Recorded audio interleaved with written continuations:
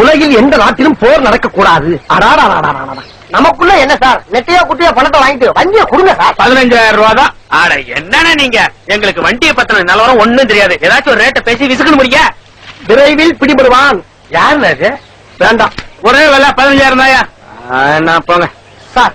ஒரு நிமிஷம், நம்ம அண்ணன் இருக்காரு, அவர் கரெக்டா விலை சொல்லிடுவாரு. கூட்டி வந்துடும். யார வேணாலும் கூட்டு. சரி, வண்டி ஒண்ணு பாத்துருக்கோம், பாத்தி அதிகமா விலை சொல்றான். நீங்க பாத்து கொஞ்சம் பேசி முடிச்சுக்கோங்க. நம்மளுக்கு வண்டியை பத்தி எல்லாம் தெரியாது சார். ஊர்ல பெரிய மனுஷன் நீங்களே எப்படி பேசலாம், வந்து பேசி விடுங்க. அண்ணா, இவ்வளவு பேரை விட்டுட்டு உன்னை மட்டும் கழிச்சு கூப்பிடுறாங்களா, போய் கிட்ட நின்னு பேசி முடிச்சு கொடுங்க. வண்டியை பத்தி எனக்கு தெரியாது. அதெல்லாம் தெரிஞ்சுக்கணும் அவசியம் இல்லண்ணே. அவன் என்ன பேசலாம், இவன் என்ன பேசலாம் தெரிஞ்சுக்கின்னு குத்து மதிப்பு அடிச்சு விடுங்க. நம்மளுக்கு கமிஷன் கிடைக்கல, நம்மள வேலை வெட்டி இல்லாம இருக்கோம், செலவு காமல. என்னடா உன்னோட. சரி, அந்த ஆள் வண்டி என்ன சொல்றான்? அவன் 15 ரூபாய் சொல்றானே. அதுக்கு நீங்க என்ன சொன்னீங்க? நான் 10 ரூபாய் கேட்டோம்னே.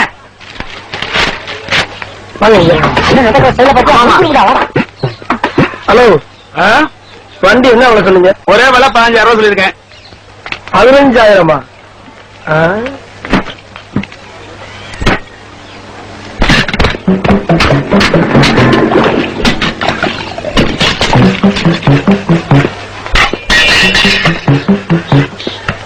சரியா, பூரா அக்கா கலந்து உருண்டு ஓடிக்கிட்டு இருக்கு. இதை போய் 15,000ங்கிற? ஒண்ணுல தம்பி 2 போலீஸ் நாட்டை போட்டு டைட் வச்சா எல்லாம் சரியாயிடும்.